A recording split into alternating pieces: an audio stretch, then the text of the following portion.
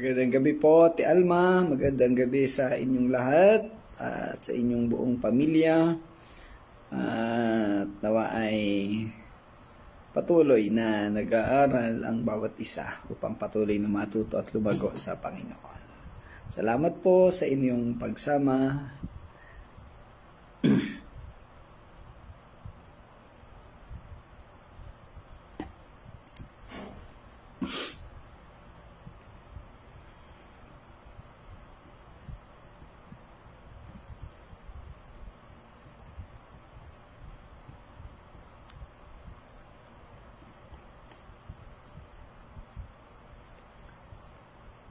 Okay.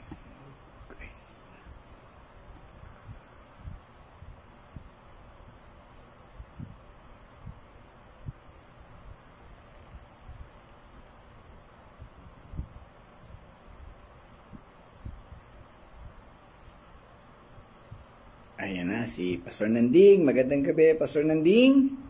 Sige po mga kapatid, dahil tayo ay naandito na, tayo ay magpapatuloy sa ating araw-araw na ginagawang pag-aaral. At sa gabi pong ito ay nasa huling bahagi tayo ng Isaiah chapter 45. Ito nga po yung talatang 23 hanggang 25.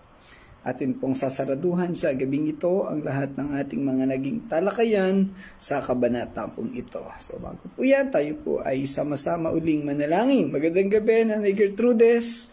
Salamat po sa inyong pagsama sa gabing ito. Samahan po ninyo ako sa ating panimulang pananalangin. Muli po, Panginoong Diyos, kami nandito sa iyong harapan. Kami naniniwala na kasama ka namin sa gawain pong ito. Hindi man kami magkakasama, magkakalayo man kami, Panginoon, and we are being connected by internet connection. Kami, Panginoon, ay naniniwala na sa kalagitnaan namin ay kasama ka namin at ikaw ang magtuturo at gagabay sa amin sa gabing ito. Patuloy ko pong nilalapit sa iyo ang gawain ng pag-aaral.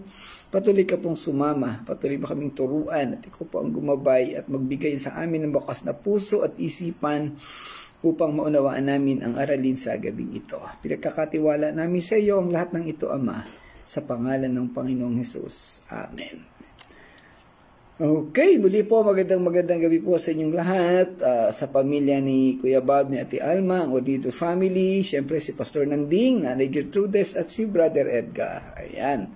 Okay, ayan, nandiyan na si Mami Irene. Salamat Irene sa iyong pagsama at pag-join sa gabi pong ito. Okay, bago tayo ito mag-discuss ng panghuling bahagi, yung verse 23 and 25, ating bigyan ng recap yung ating natalakay kagabi, yung verses 20 and 22. Ang mga bahaging ito, yung verse 20 and 22, ay nagpahayag ng pagtawag o pag-anyaya ng Panginoong Diyos sa mga natirang tao sa daigdig, na lumapit sa Kanya at magbigay ng paggalang at pagsunod. Sa panahon natin ngayon, ito ay mas kilala tinatawag nating pananampalataya. So, simula pa sa kapanahonan ng Israel hanggang sa ating kasalukuyang panahon, nakita natin dito yung consistency, yung pagpapatuloy ng pananawagan ng Diyos, yung kaniyang pakikipag-usap sa mga tao at paghingi ng sitwasyon o panahon na kung saan ay lalapit ang mga tao sa Kanya at magkakaroon ng pananampalataya. Hindi hahayaan ng Diyos na sino man ay mapahamak, at ito ang laman ng Kanyang disenyo. Lahat ng tao sa mundo ay gusto niyang maligtas at magkaroon ng buhay na walang hanggan. Kaya lang, in reality, ay nakakalungkot ang sitwasyon dahil marami talagang mga taong lumalabas o kaya ay hindi tutunay na nananampalataya sa Panginoong Diyos. Kaya maraming mapapahamak, maraming mabubulit sa apoy ng impyerno. Binigyan din ng mga talatang 20 to 22 na walang ibang Diyos na makakapagbigay sa mga tao ng tunay na katiwasayan, tunay na kapayapaan at kaayusan sa buhay. Hindi ito kayang ibigay ng mga Diyos-Diyosan na ipinagmamalaki ng mga tao na ginawa nila sa pamamagitan ng kanilang kamay. natalakay din natin uli sa mga kabanatang ito yung kawalang kwenta ng gawain ng tao na paglikha ng mga Diyos-Diyosan. No? Kagaya natin nalakay natin sa chapter 44 na kung totoo yung Diyos na ginagawa ng mga tao, mga rebulto, ay posibleng bawat isa sa atin ay gagawa ng pinakamagandang Diyos na ating sasambahin. Pagandahan tayo ng Diyos-Diyosan. Kaya lang alam nating lahat na hindi ito totoo. Ayan po. Okay, so ipinaunawa din ni Propeta Isaiah na ang nag-iisang Diyos ay tapat sa kaniyang pangako. Hindi niya iiwanan ang mga tao.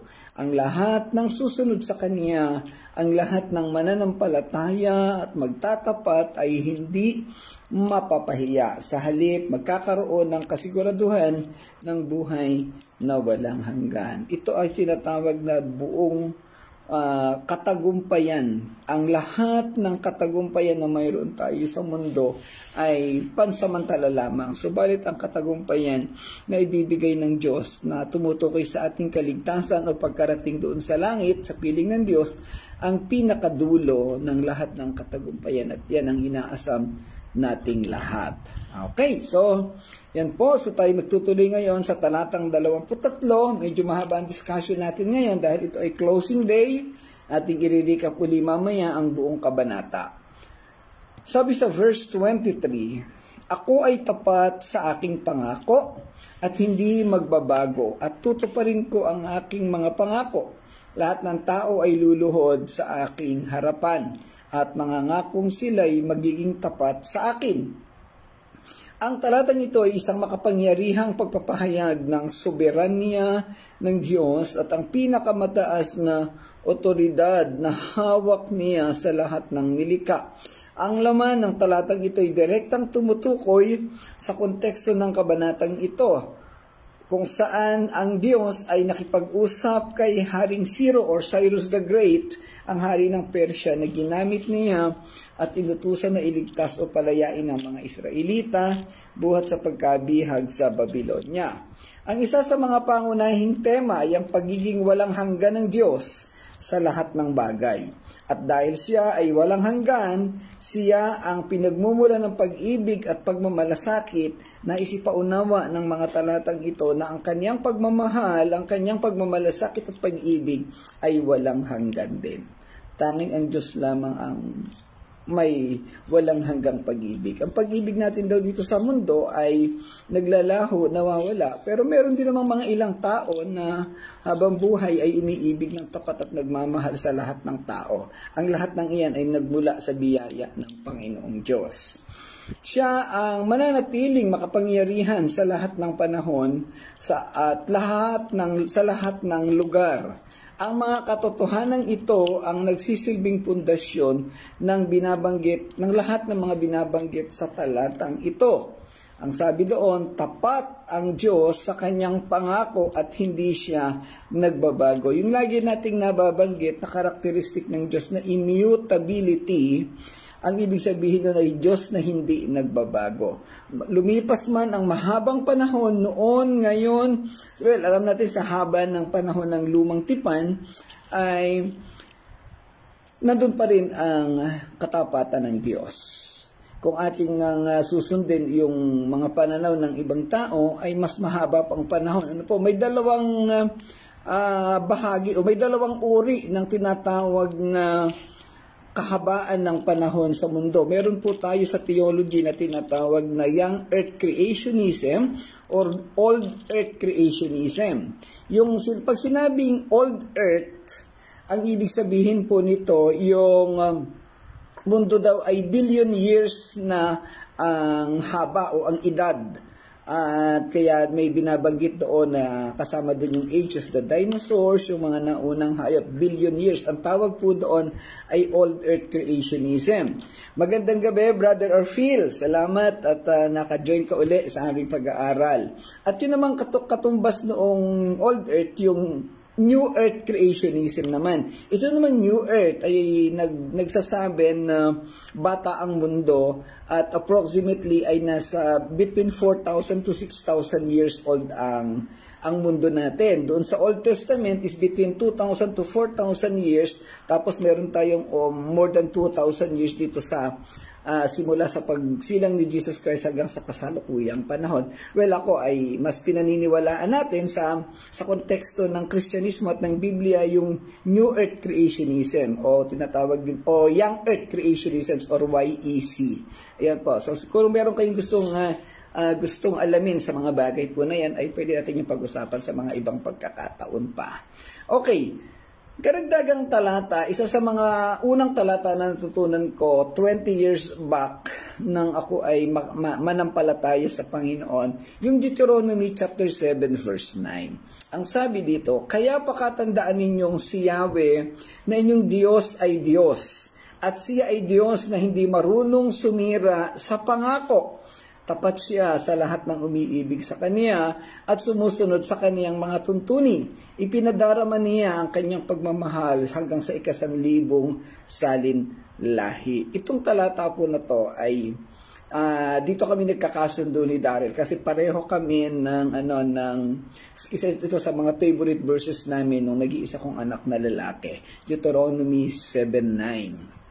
Subalit kung babalikan natin, yung Deuteronomy 7:9, ang sabi doon, pakatandaan ninyong si Yahweh ay Diyos, at siya ay Diyos na hindi sumisira sa kaniyang pangako. Yung pangako niya noon, yung pangako niya sa panahon ni Propeta Isaiah, pangako niya sa bagong tipan, pangako niya sa ating kasalukuyang panahon ay hindi nagbabago. Tutuparin niya ang lahat ng ito at ito'y mangyayari. At ang sabi sa dulo, ipinadarama niya ang kanyang pagmamahal hanggang sa 1,000 salin lahi. So ngayon, kung babalikan natin yung mga naunang talata sa verses 7 and 8, ito ang sinasabi. Pinili niya kayo at inibig hindi dahil sa marami kayo kaysa ibang mga bansa. Sa katunayan, kayo pa nga ang pinakakaunti sa lahat.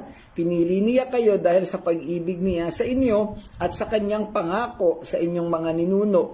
Ito rin ang dahilan, kaya niya kayo iniligtas sa kamay ng Paraon sa pamamagitan ng kanyang kapangyarihan. So alam nating lahat na ang konteksto ng mga talatang ito ay sa kapanahunan na ang mga Israelita ay naglalakbay doon sa ilang. At yung sitwasyon ng Deuteronomy, ito yung panahon na nandoon na sila sa baybayin ng Ilog Jordan. Tatawid na lamang sila papunta sa lupang Kanaan. Kaya nga inulit ito mga pangakong ito. Ang ibig sabihin ng Deuteronomy is second reading. Inulit nito yung binanggit ni Moses doon sa aklat ng Exodus at sa aklat ng Bilang. Kasi bakit inulit si Joshua na po ang nagbanggit dito sa Deuteronomy na ito? Bakit inulit ito? Dahil yung mga tao na kasama nila natatawid sa lupang pangako ay mga bagong henerasyon na. Yung mga naunang henerasyon na itinawid ni Moses ay nangamatay na dahilan sa katigasan ng kanilang ulo. So ang nakatawid doon sa bagong bagong lugar, doon sa lupang Kanaan ay pawang mga anak at mga apo na lamang ng mga orihinal na tao na lumabas galing sa Ehipto. At 2 tao lang po ang nakatawid na galing sa Ehipto, si Joshua at si Caleb, yung 2 general na nakatulong ni Moses. The rest ay pawang mga susunod na henerasyon na. Kaya ang sabi dito, sa verses 7 and 8 ng Deuteronomy chapter 7, pinili kayo ng Diyos, yung Israelita, hindi dahil sa sila'y malakas na bansa, hindi dahil sa sila'y marami, subalit dahilan sa kanyang pag-ibig at pagmamahal. Yun na, walang makaka-question doon dahil Diyos ang nag-decision. Now, kung babalikan pa uli natin sa verses 5 and 6, ito naman ang sinasabi. Bago nangako si Yahweh, ito ang sinabi niya, kaya nga gibain ninyo ang kanilang mga altar, pagputol-putulin ang kanilang mga sinasambang haligi, durugin ang mga imahin ng kanilang diyosang si Ashira, at sunugin ang mga Diyos-Diyosan. Kayo ay bansang itinalaga kay Yahweh. Hinirang niya kayo sa lahat ng bansa upang maging kanyang sariling bayan. Ayan, so makikita natin yung consistency doon sa verses 5 and 6, andun yung utos, and then sa verses 7 and 8 na andun yung paliwanag at epekto sa kanila, at sa verses 9, yung pangako ng Diyos. Ngayon, ano ang ibig sabihin nito kung ating iuugnay sa ating sariling buhay sa kasalukuyan? Anong mensahe nito sa ating kapanahon? Ito ang mga tanong. Ano ang inaasahan mo sa Diyos na gagawin niya sa iyo? Sa iyong pananampalataya, sa inyong pakikinig sa devotion na ito, sa ating araw-araw na ginagawang paglilingkod sa Kanya, sa linggo yung pagsimba natin. Ano yung inaasahan natin sa Diyos? Ano ang kalalagayan mo ngayon sa harapan ng Diyos? Ikaw ba'y nagbibigay kaluguran sa Panginoon? Ikaw ba'y natututo? At nakakapagbigay ka ba ng karangalan sa Kaniyang pangalan? Magandang gabi, Carla. Salamat at nag-join ka ulit sa ating pag-aaral. Bakit ka nandyan sa paglilingkod sa Kanya? Ano ang iyong benepisyo? Ano yung mapapala mo? Anong dahilan? Bakit ka naglilingkod sa Panginoon? May mga nagagawa ka bang mali o mga bagay na hindi kalugod-lugod sa Panginoon na posibleng ikagalit niya o maging dahilan ng paghatol niya sa iyo, kagaya ng mga Israelita? Ang panghuling tanong, ano ang dapat mong gawin kung may nagagawa kang mga pagkakamali na ito? Doon sa binasa natin kanina, Deuteronomy chapter 7 verses 5 to 9, ano yung unang ipinaunawa sa kanila ng Diyos? Gibain ninyo ang kanilang mga altar, yung mga Diyos-Diyosan, pagputol-putulin. Ayan po. So, yun ang kanilang ginawa.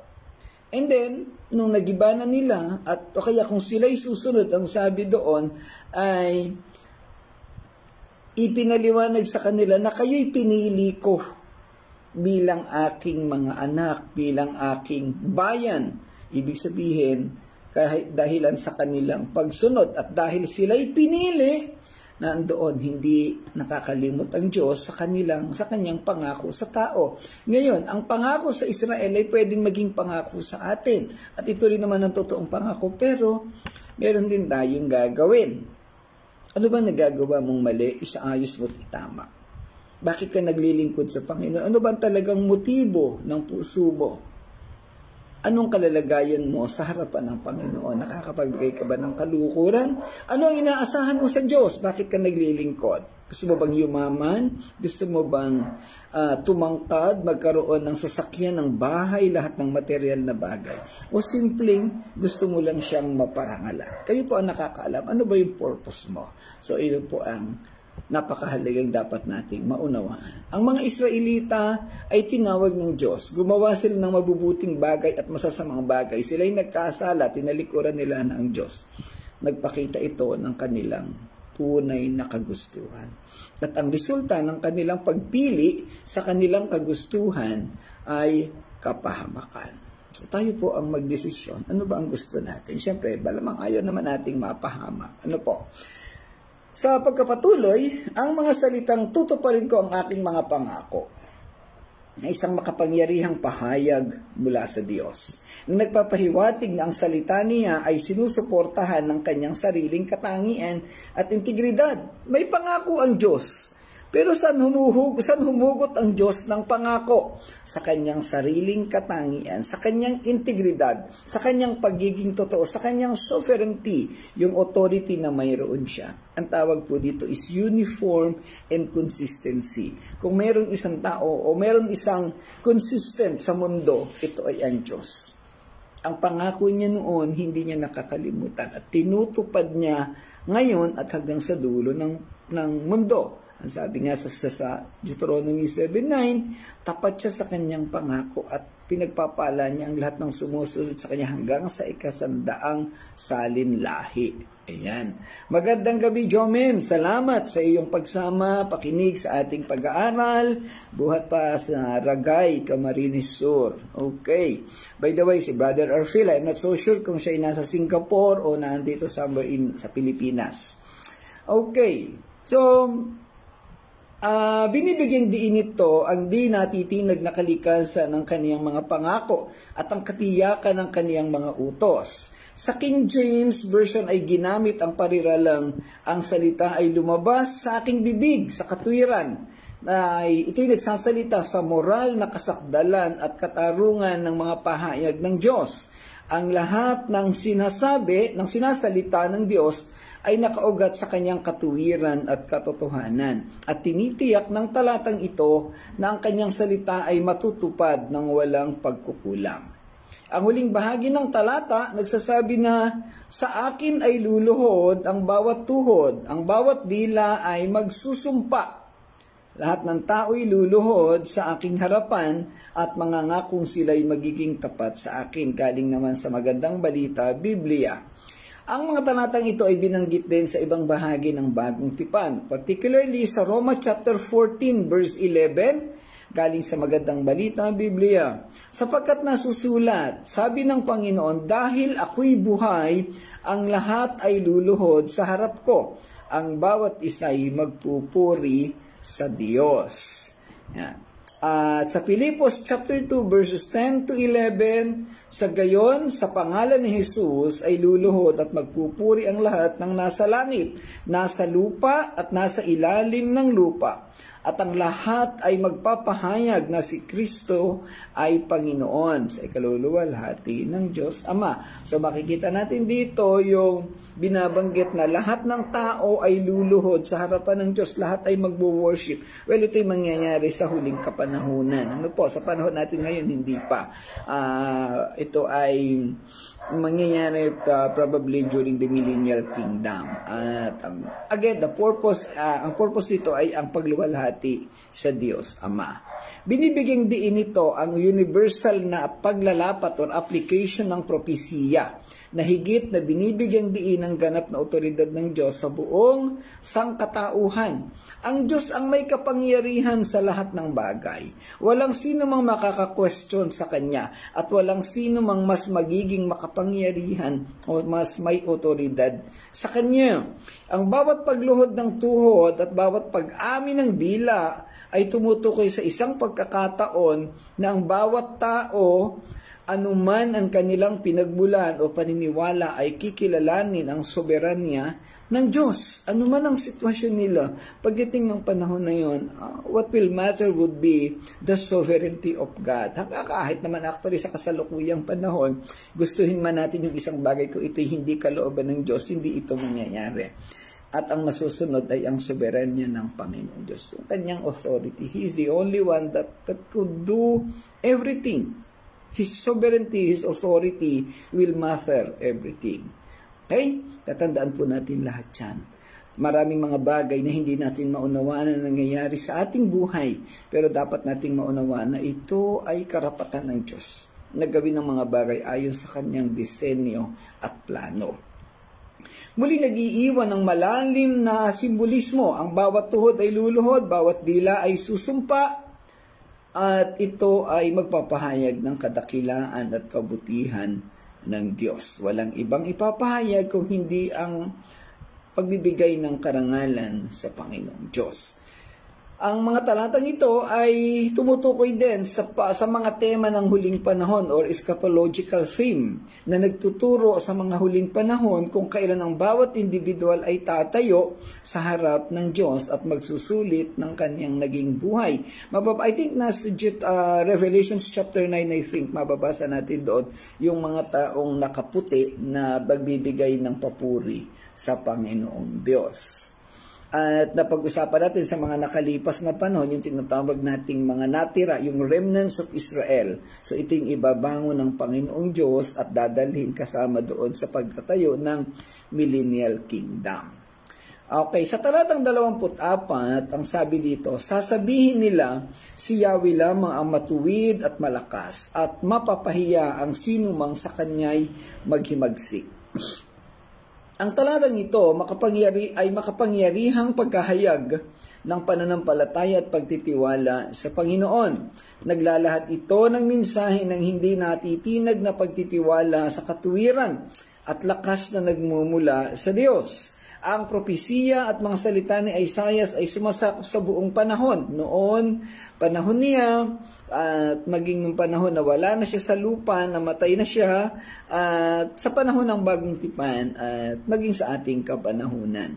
Pag kawala ni Haring Hezekiah sa paghahari sa Israel, si Propeta Isaiah ay ikinulong, pinarusahan ng anak ni Haring Hezekiah, si Haring Manases. At ayon sa kwento, ilinagay si Isaiah sa isang malaking puno, sa gitna ng malaking puno. Siguro biniyak yung puno, tapos inilagay siya sa loob ng puno, tapos ang ginawa ni Manases, ipinalagari niya yung puno. Kaya nilagari po ng buhay si Propeta Isaiah. Ayan po, nakakakilabot ang ginawa. Alam nating lahat ng isa sa pinakamasamang hari ng Juda ay si Haring Manases. I think anak siya ni Haring Hezekiah na isang mabuting hari. Ayan. Ang tema ng Diyos na gumagamit ng hindi inaasahang mga individual upang maisakatuparan ang kanyang kalooban na isang paulit-ulit na paksa sa aklat ng Isaiah. Again, ito'y sumusukat sa karapatan ng Diyos na gawin ang mga bagay na gusto niya. Sinong gusto niyang gamitin, bahala siya. Maraming pagkakataon, tayo ay nananalangin para sa ating mga mahal sa buhay na manampalataya. Binabahagi na natin ang gospel. Pero alam po ninyo, pwedeng hindi tayo ang gamitin ng Panginoon sa mga mahal natin sa buhay. Pwedeng yung ibang tao, baka may ibang pastor doon sa mga lugar na kung saan sila nakatira, pwede silang gamitin ng Panginoon para makakilala ang mga kamag-anak natin. Sa King James Version, ginamit ang salitang tunay o tiyak na nagbibigay diin sa ganap na katiyakan at pananalig sa mga kasunod na nilalaman ng talata.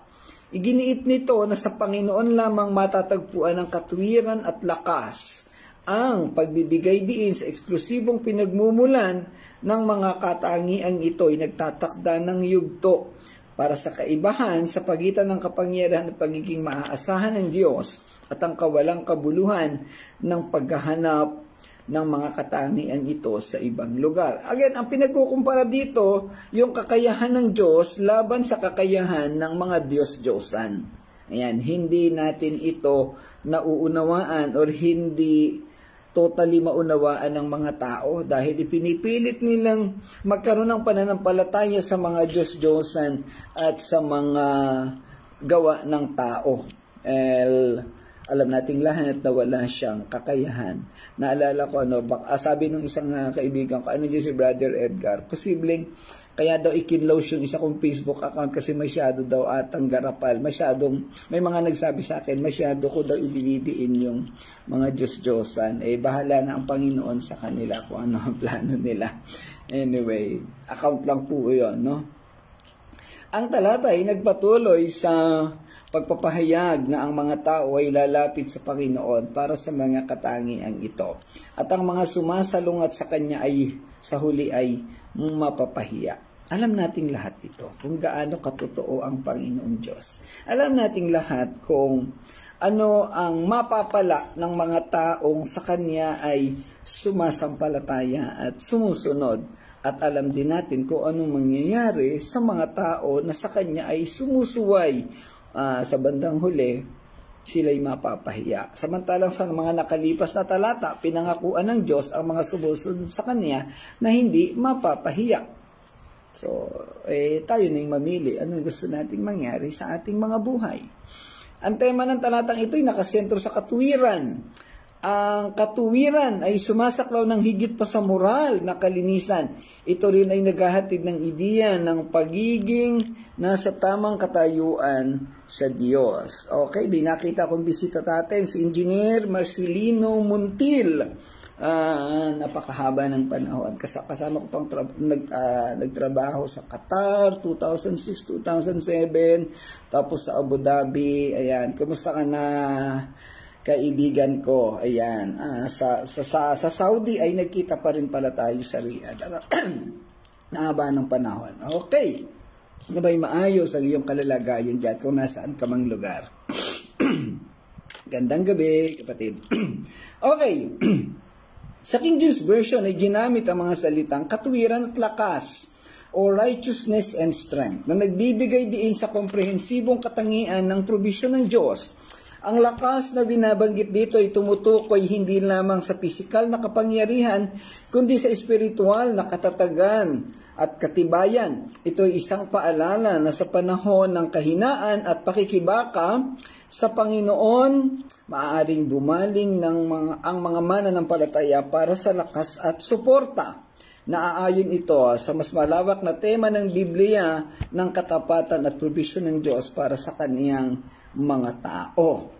Ang huling bahagi ng talata ay nagbibigay diin sa pinakahuling kapalaran ng mga sumasalungat sa Panginoon. Sabi nga natin kanina, mapapahiya ang sinumang sa kanya'y maghimagsik. Ito ay nagsisilbing babala sa mga tumatanggi sa Diyos at pinipiling manindigan laban sa kaniyang kalooban. Ito ay isang paalala na sa huli, ang lahat ng paglaban ng tao sa Diyos ay ipapakita na walang bunga, walang kwenta, walang pakinabang. At ang mga sumasalungat sa Kanya ay matatalo o mawawalan ng silbi ang kanilang buhay. By the way, si Jomen, hindi ko alam kung nababasa ng iba, si Jomen de la Torre, siya po ay matagal ng panahon hindi kami nagkikita, kaibigan ko at kasama sa trabaho. Anong taon ba yun? 1994, 1995, kasama ko po siyang instructor sa PUP sa Ragay, Camarines Sur. Ayan po, napakahaba na ng panahon. Okay, salamat ka sa iyong pag-join sa ating pag-aaral. Okay, sa simbolikong paraan, ang talatang ito ay makikita bilang salamin ng mas malawak na salaysay sa Biblia. Ito'y sumasalamin sa paulit-ulit na sistema ng pagtubos at kaligtasan ng Diyos. Kaligtasan na ibinibigay ng Diyos. Sa buong Biblia, ang mga tao ng Diyos ay tinawag na bumaling sa Kanya o tumingin sa Kanya para sa katwiran at lakas. At ang mga tumatanggi sa Kanya sa huli ay ibinababa. Inilalarawan din ng talatang ito ang sukdulang tagumpay ng Diyos sa lahat ng sumasalungat sa Kanya. So alam na natin lahat yan. At sa kasalukuyang panahon, ito ay ating laging napapag-aralan. Dalawang bagay lang naman ang mangyayari sa mundo o dalawang uri lang ng tao meron. Isang sumasampalataya sa Diyos at isang hindi sumasampalataya. Wala pong kaunting pananampalataya. Wala ding maraming pananampalataya. Simple lang, pananampalataya, that's it. Period. End of the story. Kung ikay nananampalataya ka, may kaligtasan ka. Kung hindi ka nananampalataya, walang kaligtasan. So ito po yung panawagan din po sa lahat ng hindi pa kumpleto o hindi pa lubusang nananampalataya sa Panginoong Hesus bilang Diyos at tagapagligtas. Ito na po yung pagkakataon para isuko natin ang ating mga buhay sa Kanya. Pagkatiwala natin ang buhay sa Kanya, manampalataya tayo at maniwala na Siya lang ang nag-iisang Diyos na pwedeng magligtas sa atin. Wala tayong magagawa kung tayo ay hiwalay sa Kanya. Kung ayaw nating maranasan ang sakit ng parusa ng impyerno, ibigay natin ang buong buhay natin sa Kanya. Tayo ay manampalataya sa Kanya. Mga kapatid, mga kaibigan, ano ang aspeto? Ano ang kalalagayan ng iyong pananampalataya? Ibigay mo sa Diyos at pagkatiwala ang iyong buhay. Sa talatang 25, ang sabi dito, akong si Yahweh ang magliligtas sa lahi ng Israel. Sila'y magtatagumpay at magpupuri sa akin. Nandiyan si Pastor Claude. Magandang gabi, Pastor Claude. Medyo na-late ang iyong dating. So, salamat. At huli man daw at magaling ay naihahabol pa rin. Sa talatang ito, ang propeta ay nagsasalita tungkol sa katuwiran at kaluwalhatian ng lahi ng Israel.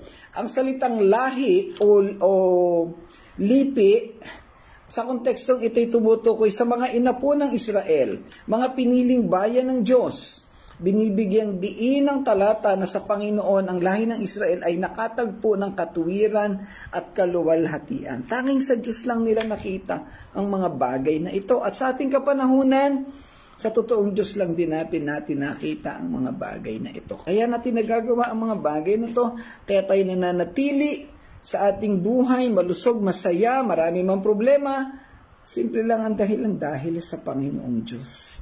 Ang Diyos ang nagdadala sa atin sa katiwasayan ng buhay at sa kaluwalhatian. So maraming salamat. Nawa ay nakikita at nauunawaan natin ang mga bagay na ito. Ang tema ng pagbibigay katwiran ay sentro ng pananampalatayang Kristiyano. Ang pagbibigay katwiran ay ang gawa ng Diyos kung saan ipinapahayag niya na ang isang makasalanan ay naging matuwid batay sa ginawang pagbabayad sala ni Kristo. Tayong lahat ay makasalanan. Pero binaliwala ang kasalanan natin dahil sa kamatayan ng Panginoong Hesus sa krus. Okay. Ito ay umaayon sa mga turo ng bagong tipan, partikular sa mga sinulat ni Apostol Pablo na nagpapaliwanag sa doktrina ng pagbibigay katarungan o tinatawag natin sa Ingles na justification. The doctrine of justification wherein yung ating pagkatubos ay sa pamamagitan ng kagandahang loob ng Diyos, hindi sa pamamagitan ng ating mabubuting gawa. Efeso chapter 2 verses 8 and 9. Yan. Ang konsepto ng kaluwalhatian sa Biblia ay tumutukoy sa karangalan, papuri at kadakilaan ng pag-aari ng Diyos. Sa talatang ito, ang kaluwalhatian ay maaari ding maunawaan bilang ang pinakahuling pagpapatunay at kadakilaan ng bayan ng Diyos. Ang kaluwalhatian ng lahi ng Israel ay matatagpuan sa kanilang pagtubos at pakikipagkasundo sa Diyos na naging posible sa pamamagitan ng pagbibigay katuwiran ng Panginoon.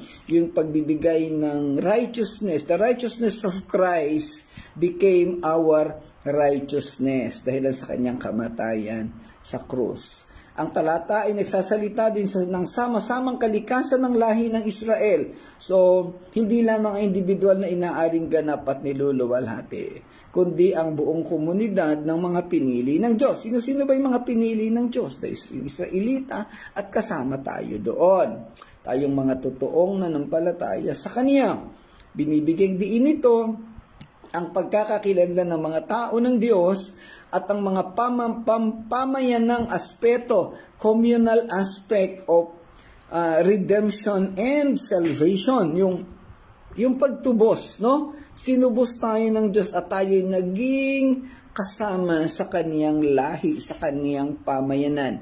Naalala ko yung devotion kaninang umaga sa practice, si Abby ang nag-lead ng devotion, yung pagkakaroon natin ng banal na spirito. At sa pamamagitan ng banal na spirito na pumasok sa ating puso, nung tayo ay kumilala sa Kanya, naging bahagi tayo ng pamilya ng Diyos. At ang banal na spirito na yan, yun ang ating magiging patunay na tayo ay mananampalataya at siyang titingnan ng Diyos doon sa panahon na tayo ay aakyat sa kalangitan. Ayan. Okay, ang simbolismo ng talatang ito ay nakasalalay sa kaibahan ng kapangyarihan ng tao at ng banal na soberanya. Alam nating lahat na ang ating kaligtasan, ang pagpili ng Diyos sa atin, ang pagtatalaga sa atin sa katwiran ay hindi nagmula sa ating sariling kagustuhan o sa ating buhay. Hindi natin ito pinili. Hindi ito ay regalo ng Diyos. Ito ay nagmula ayon sa kaniyang kagandahang loob. At ito'y biyaya niya. Ito yung kanyang mercy, libre, no, wala pong bayad. Yan. Sa pagtatapos ng talatang ito ay muling nagpapaalala sa atin ng mensahe ng pag-asa at katiyakan para sa binhi ng Israel at sa pagpapalawig para sa lahat ng naglalagay ng kanilang pananampalataya sa Panginoon. Itinuturo nito ang banal na pinagmumula ng katuwiran at kaluwalhatian at nagsisilbing paalala ng katapatan ng Diyos sa kaniyang mga tao. Alam nating lahat, ang katapatan ng Diyos, siya ang Diyos noon, ngayon at magpakailanman, siya'y nananatiling tapat. Hindi niya tayo iiwanan o pababayaan. So, yan po ang pagtatapos ng 3 talata at mga huling talata ng chapter 45. Bago pa tayo tuluyang maghiwa-hiwalay, bigyan natin ng kaunting recap pa yung buong chapter 45. Ang chapter 45 ng Isaiah ay nakasentro sa soberanya ng Diyos, partikular na ang kanyang paggamit kay Haring Cyrus or King Cyrus the Great, isang hari na nagmula sa Persia na ginamit niya at itinalaga upang iligtas ang mga Israelita na binihag ng Babylonia. Ang kabanatang ito ay bahagi ng ikalawang bahagi ng aklat ni Isaiah. Ayan. Ayon sa kasaysayan na mababasa natin sa ibang bahagi ng Biblia, particular sa 2 Chronicles chapter 36 verses 22 to 23, nakipagkasundo ang Diyos kay Haring Ciro at itinalaga siya na bilang magiging tagapagligtas. At dahil dito, gumawa si Ciro ng kasulatan na tinatawag ng iba na Edict of Cyrus. Ang laman ng kasulatan na ito ay ang pagbibigay ng safe pass sa mga Israelita para makalabas ng Babylonia. Itong safe pass na ito ang ibinigay niya kay Nehemiah doon sa aklat ng Nehemiah. At sa aklat ng Jeremiah, itong paglaya ng Israelita buhat sa Babylonia after 70 years ay nabasa natin sa Jeremiah chapter 25 verses 11 to 14. Itong propesiya na nagsasabi na sila'y bibihagin, aalipinin ng hari ng Babylonia sa loob ng 70 taon. At pagkaraan ng 70 taon, paparusahan ko naman ang hari ng Babylonia at ang kanyang mga mamamayan. So palalayain sila after 70 years. At ganun din, Jeremiah 29, verses 10 to 13. Yung Jeremiah 29:11 ay siguro isa sa pinakasikat na Bible verse na lagi nating nakikita. Pero ipapaalala ko lang po mga kapatid, hindi po ito akma sa ating buhay. Dahil ang Jeremiah chapter 29, ito po ay propesiya ng Diyos sa paglaya ng Israelita buhat sa pagkabihag sa Babylonia. Sabi doon ay sa verse 10, subalit ito ang aking sinabi, pagkatapos lamang ng 70 taon ng pagkabihag sa Babylonia, muli kong ipadarama ang pag-ibig ko sa inyo. Tutuparin ko ang aking pangako. Ibabalik ko kayo sa lupaing ibinigay ko sa inyo. Sa verse 11, ito yung, I think, pinakapopular ba? Sapagkat batid kong lubos ang mga plano ko para sa inyo. Mga planong hindi ninyo ikakasama, kundi para sa inyong ikabubuti. Sabi sa English ay, for I know the plans I had for you, plans to prosper you and to give you hope. So, ayan po. Paalala ko po, ito pong sinasabing pag-asa at magandang buhay dito sa Jeremiah 29:11. Ito po yung panghako sa Israel, hindi po sa ating kapanahunan. Hindi po ito Gentile promise. Ito'y Israelite promise. So, wag po tayong maliligaw sa pagpo-quote ng mga verses. Alamin po natin ang konteksto para hindi tayo maligaw. At the same time, ay mapintasan ng mga totoong nag-aaral ng Biblia. Okay. Sa unang bahagi ng kabanata, tinalakay ang pagpili ng Diyos kay Haring Ciro at ang paghahanda ng kaniyang daraanan o lahat ng kakailanganan niya para maisakatuparan ang pagpapalaya sa Israel. Paulit-ulit na sa kabanatang ito ang paghahayag ng pagiging nag-iisa ni Yahweh at ang pagiging eksklusibo ng Diyos na may tunay na kapangyarihan na hindi katulad ng mga Diyos-Diyosan. Yan, so ipinigay din dito yung kakayahan ng Diyos, yung kaniyang sovereignty and kaniyang authority na kakaiba doon sa inaasahan ng mga tao kasama ang Israel na kapangyarihan ng mga nilikha ng kamay nila, mga Diyos-Diyosan. No po? Okay. Sa verses 9 to 11, tinalakay doon yung relationship noong manggagawa sa gumawa. Relationship ng manggagawa sa ginawa. Ang particular na ginawang halimbawa dito, yung palayok at yung magpapalayok. And then yung anak at yung kanyang magulang. Ibig sabihin, yung palayok, walang karapatang questionin yung magpapalayok. Bakit siya ginawang palayok? At yung anak, wala siyang karapatang questionin yung kanyang magulang. Bakit ginawa siyang tao? Ginamit siyang kasangkapan ng Diyos. Kung yung isang lalaki na anak ay nagkaroon ng pusong babae, sabi nila, baka questionin yung nanay, bakit ginawa mong ganito ang katawan ko? Ang puso ko ay pusong babae. Hindi po yun kayang sagutin ng nanay. Sa totoo lang po, ang lumikha ay ang Diyos. At ang nilikha ng Diyos ay isang perpektong paglikha. Kung may katawang lalaki, ibig sabihin lalaki ka. Kung may katawan kang babae, ibig sabihin babae ka. Huwag po natin baguhin ang disenyo ng Diyos. Ayan po. Ayan. Okay. At sa huling bahagi, ang mga talatang ito ay nagpahayag ng pagtawag o pag-anyaya ng Panginoong Diyos. Ito yung tinalakay natin kahapon sa mga natirang tao sa daigdig na lumapit sa Kanya at magbigay ng paggalang at pagsunod. Sa panahon natin, mas kilala sa tawag ng pananampalataya.